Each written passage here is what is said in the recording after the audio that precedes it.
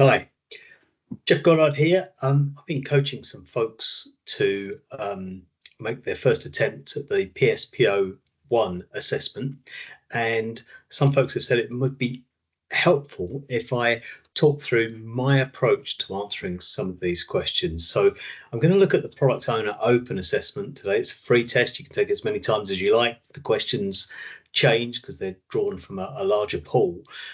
You get the answers at the end and you get explanations. I just thought it might be useful if I walk you through my thought process and the kind of principles I apply to answering not just these questions, but any of the questions that you might expect on the scrum.org assessments.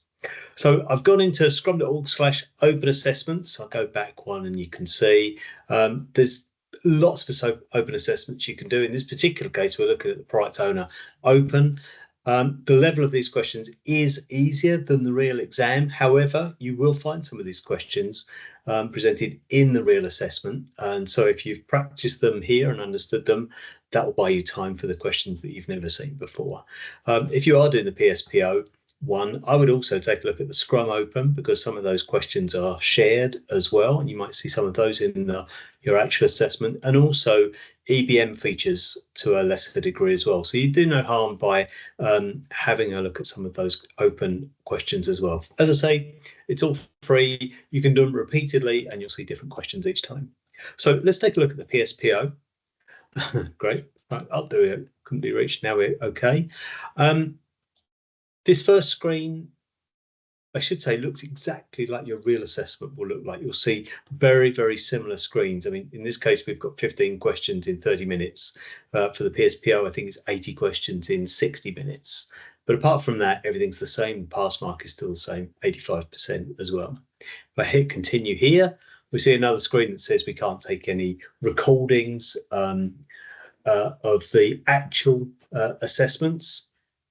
And so I'm just going to continue on there.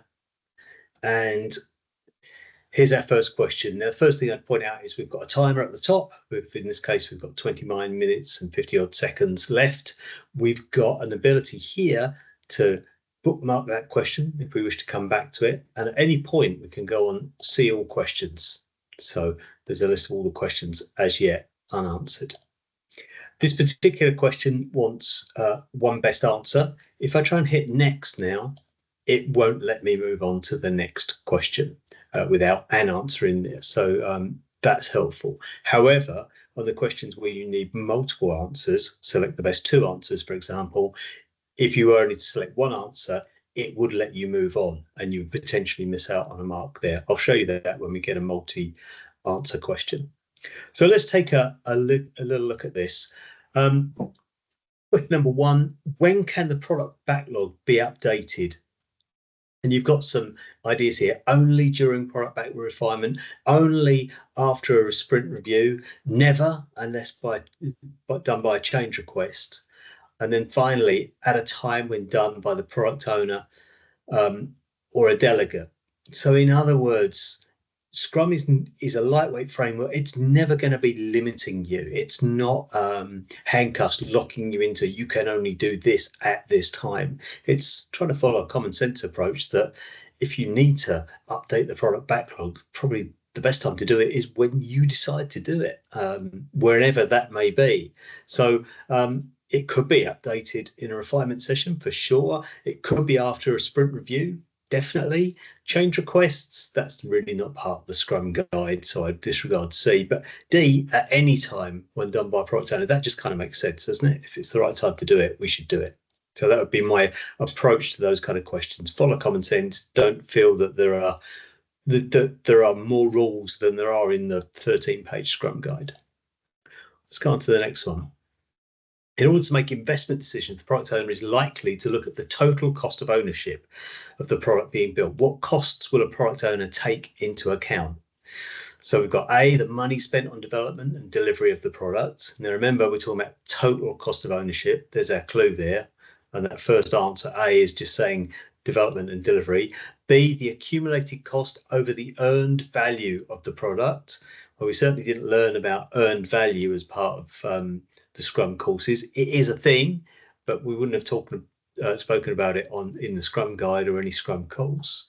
And then lastly, all investments required to conceive, I come up with the idea, develop, build, operate, and maintain the product. Now, when you think about something like total cost of ownership, you can see there's a strong correlation between the words used there. So the giveaway, I think, is this total cost of ownership. It's everything that we need to do to not only come up with the idea, build the thing, but also to keep it running. So I'm going to go with C on that one. Take a look at our next one. There's one of these select the best two answers. So I'll give you a quick indication of how we're allowed to move forward, even if we only select one of those answers. But let's go through the question first. Adaptation requires regular inspection. In what ways does the product owner contribute to the results achieved by inspection? So we're looking for this regular inspection. How does the product owner help this? Answer A, the product owner invites stakeholders to the sprint review. Yes, true so far. To learn how the current state of the market influences what is the next most valuable thing to do. So in other words, let's get our stakeholders into the room and they can tell us about their wider world vision of what's going on in the marketplace, and they can influence what we should do. So that sounds like a good answer to me. I'm going to click that. Now remember, we're looking for the best two answers here. It's really easy to pick that one and hit next, and the system will let you move on. Okay, so beware of that. If you put one answer in, but you're looking for two, then it will let you do that. So always read the stuff inside the parentheses or brackets there. So now we're looking at for our second answer. The product owner inspects the sprint burn down at the daily scrum. So let me dive in right there. The daily scrum is a developers meeting by developers for developers. It's not for the product owner. The product owner may be invited to be there, but it's not their job to be there, and certainly not to look at the sprint burn down at the daily scrum. So they wouldn't even be in that meeting necessarily, certainly not their job. While they inspect it for progress towards a complete increment and replanning the team's work, there's this principle at play here that the how we do the work is very much within the remit of the developers themselves. They've made a commitment to a sprint goal, and unless the product owner here should assume that we're going to be on track to achieve that goal. So we certainly haven't got the product owner watching over their shoulder. So not happy about B. Let's have a look at C. The product owner verifies the sprint backlog. Yeah, for completeness. Let's stop there. Again, this is all about the principle of the developers being responsible for their own work. They own the sprint backlog, the developers. This is their to-do list of the things that they think they need to do to achieve their commitment of the sprint goal. So not happy about C. I'm hoping, given that we need two answers, that D looks better. The product owner shares the current state of the product backlog at the sprint review. Sounds good. We're going back to that idea of this is where we're at and talking to the wider stakeholder group, which combined with the inspection of the increment, let's have a look and share what we've done here. It's not a demo, but we are sharing and allowing stakeholders to inspect the increment. That leads to an updated backlog. Yeah, absolutely. So it might be that given what the stakeholders have seen and the conversations we have, that we actually need to refine and add things or change things on our product backlog. So that sounds great to me. So I'm going to go with those two and move on. At this point, let me just jump into seal questions, just show you a different view of it. Here are we. Remember, we flagged the first one and we've answered questions 1, 2, and 3. So there we go. Right. What should the developers do if the product owner is unavailable? So we've kind of got a principle at play here in don't delay, don't slow down delivery. Okay, so anything that's going to have an answer that sort of says wait for them to come back, or get somebody else in their place, which is going to take time, is going to be a bad answer here. But let's have a look. Should we ask the product owner's manager to decide in the product owner's absence? Well, we have a view here, another principle, that the product owner should be all powerful. They should be that visionary, the value maximizer, the person that's accountable for delivering value, and they've got this vision in the head of what this product can and should be. So the idea of asking their manager would not be appropriate in that case. Should we wait until the product owner is available? Again, don't slow down delivery. We don't want to wait for things. We need to get on and delivering, in sprints, fast increments being created.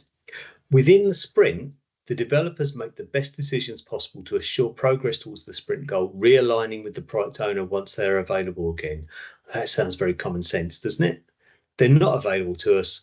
Let's make the best decisions possible. Let's press on towards our sprint goal. And as soon as we've got that product owner available, let's just check in with them. So these are the decisions we've made. So that sounds good to me. I'm going to click that one, but let's just check D.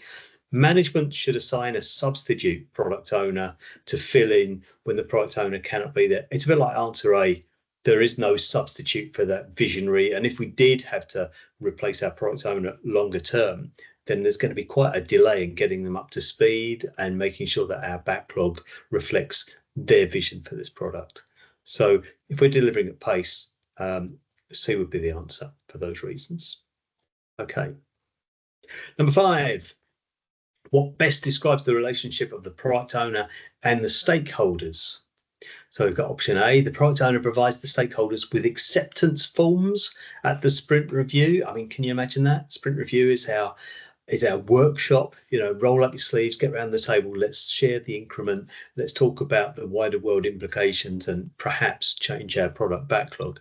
The idea of handing out acceptance forms is just not very Scrum at all, is it?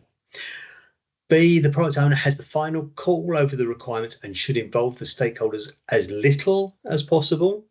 I mean, why would you? You've got stakeholders with all that business knowledge. Let's try and keep them at arm's length because they can ask for changes and have different ideas of it. It just doesn't make sense either.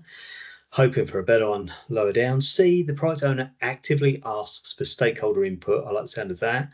And their expectations to incorporate into the product backlog. So you can imagine a product owner meeting multiple stakeholders. What is it you're looking for from this product? What problems is it going to fix? Where do you see the future of this? And incorporating their ideas into the product backlog. So I like the sound of that. Let's have a look at D. The product owner writes the user stories as provided by the stakeholders. So A, user stories are a format for capturing requirements. You don't have to use them as part of Scrum, complementary practice. If you choose to, then that's fine. But this idea that the product owner is really just a scribe writing down the requirements of stakeholders with no kind of proactive entrepreneurial activity is just plain wrong. You're demeaning the word product owner. They're not a product owner in that case. They're just a scribe of requirements for the business. So I'm going with C there. We're looking for product owners to be proactive and really own the product and have an entrepreneurial mindset and authority that goes with that. 19 minutes left, I see. We've got a little ways to go. What are typical activities for a product owner in a sprint? Should they create financial reporting? Well, you won't find anything about finance in the Scrum guide. So one of my answers is not going to be that one. Should they collaborate with stakeholders, user communities, subject matter experts? Kind of similar to the earlier question.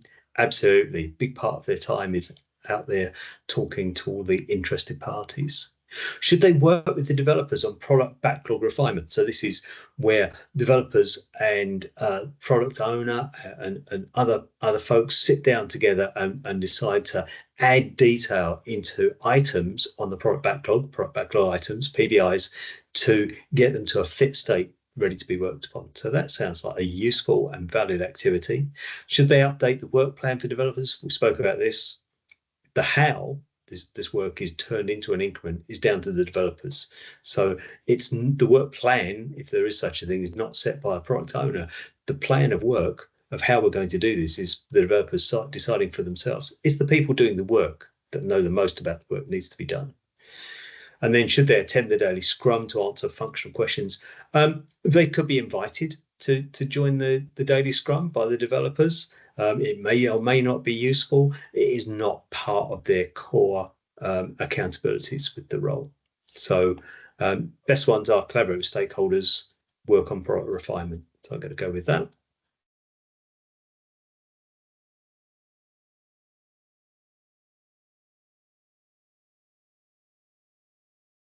Okay, question 7. What two things best help the product owner manage the value of a product? Validating assumptions through value through frequent releases. Absolutely. Until we've actually released something, value or everything that we've done is purely an assumption. We need to validate those assumptions by putting the product out there in the hands of our customers, and seeing how they use the product. Will they even buy the product? So everything up until we've released something is an assumption. So we can definitely do that. The order of the product backlog. So the order of the product backlog is determined by the product owner. They may ask somebody else to do that for them. They can delegate that responsibility, but they are accountable for that. So the order of the product backlog should reflect how they see value being delivered. Things at the top are highly valuable, things that we're going to do sooner. Things near the bottom of the product backlog, maybe less value and therefore to be done at a later date, if indeed ever. So that order can help us manage the value there. Should they devise a formula for a neutral calculation of value? I'm not even sure what that means, but definitely there's nothing in the Scrum Guide about that. And lastly, should they set value on individual product backlog items using value poker? You could do. I mean, product owners do. It's a technique. It would be a complementary practice, but there's nothing in the Scrum Guide says that they should do that. The best two answers are these first two here: the order of the backlog and releasing frequently. Kind of halfway through on time and halfway through on the questions. When does a developer become accountable for the value of a product backlog item selected for the sprint? So this is when does a developer become accountable? And it says, whenever a team member can accommodate more work, during the daily scrum. So during the scrum, somebody gives you a ticket and you're accountable for the value of it, maybe. At the sprint planning event, Fred's going to work on this, therefore Fred is the person accountable for the value. What about this last one? Never. The entire Scrum team is accountable for creating value every sprint. That just sounds so much more Scrum, isn't it? Scrum is a team event. So as soon as we're pulling out individuals to sort of like, when does the A developer become accountable? It's kind of, we play this game as a team and we win or lose the match as a team. So in that kind of spirit, I would go with D there. The answer is often the entire Scrum team for many of these sort of questions. How do time boxes help the product owner and other members of the Scrum team validate assumptions, adapt and maximize the value of their product? Right. Time boxes assure the product owner that the developers will finish all the work on the sprint backlog. Right. So the sprint backlog is the developer's own to-do list of things they believe they need to do to achieve the sprint goal. They may add things to it, they may take things away, they may not find, or they may find that they don't need to do everything on their sprint backlog, but they still achieve the sprint goal. So it's not, the time box is not giving you that assurance. At the end of each sprint, when the time box expires, a detailed report with all the test cases and test results is available. No, there's nothing there. You read the Scrum Guide, you won't find anything along those lines. C, time boxes help minimize risk by creating the opportunity to validate assumptions using feedback from users and the market. Okay, sounds good. Every few weeks, we're going to get feedback. Are we on track? Are we doing the right thing? We're talking to our stakeholders. It allowing Scrum teams to inspect their progress towards their product goal, this longer time frame goal there, perhaps a few months hence, and decide how they're going to adapt, pivot, or persevere. So that's sounding good to me. Using a time box means that we're not running within a maximum of a month for a sprint. We're going to get that feedback and that assurance that we're doing the right kind of things. This is valuable work or not, and giving us a chance to inspect and adapt frequently. If we had a sprint that ran for a time box of 3 months or no time box at all, we're running at risk all of that time. And lastly, time boxes help by making sure a sprint does not stop until all testing is done. So that's this. Well, that just doesn't make sense, does it? That the sprint is just going to carry on and on and on until the testing's done and the work's verified for the product owner. A sprint stops when the time box expires, whether that's 2 weeks, 1 week, or 1 month. Okay. Let's have another look here. The developers find out during the sprint they're not likely to build everything they forecast. What would you expect a product owner to do? They could take a look at the product backlog items that they'd identified for this particular piece of work and renegotiate that with the developers. So, okay, we've pulled in too much work here. We can't get all of this done. Let's have a look and see if we can rework this to something that is still valuable, but also achievable. That kind of sounds good to me so far. Should they cancel the sprint?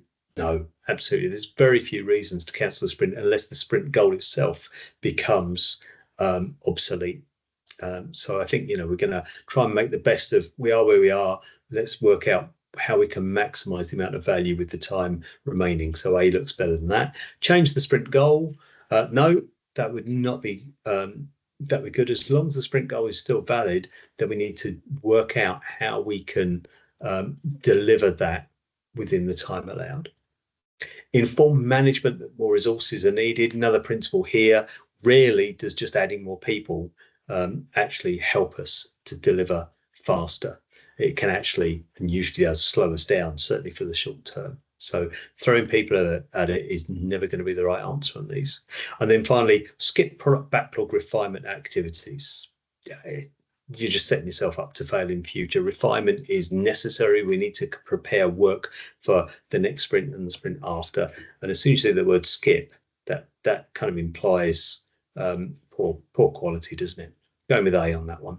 Hopefully you can understand the reasons. 10 minutes left to the last 5. What phrases best describe the relationship of the product owner and the developers? Looking for 2 here. They collaborate often so that the developers build increments, keeping end user and stakeholder concerns in mind. That sounds good. It's got all the right words, right? Collaborate, building increments often. So far I'm liking that one.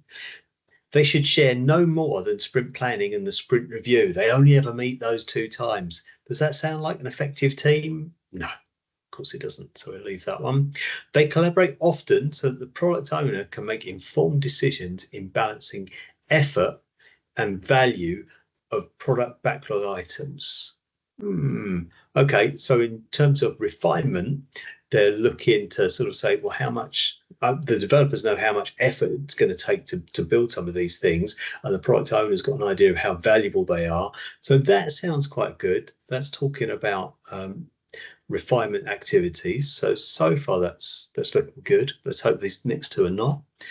The product owner should be with the developers full time to grow a deep understanding of the technology. That's what the developers are there for. They've got the deep understanding of the technology. The product owner needs to be out and about with stakeholders as well and ensuring that we're meeting their needs and their expectations. So leave D.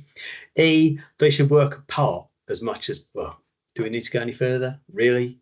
It's a collaborative, it's a team sport, as I said. So look for those things about collaboration and team sport, but always with a view to delivering value. So going for those 2 there.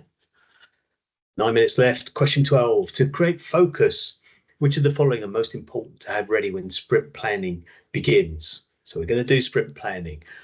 A fully refined product backlog. So a product backlog might contain the work for the next 3 months, conceivably.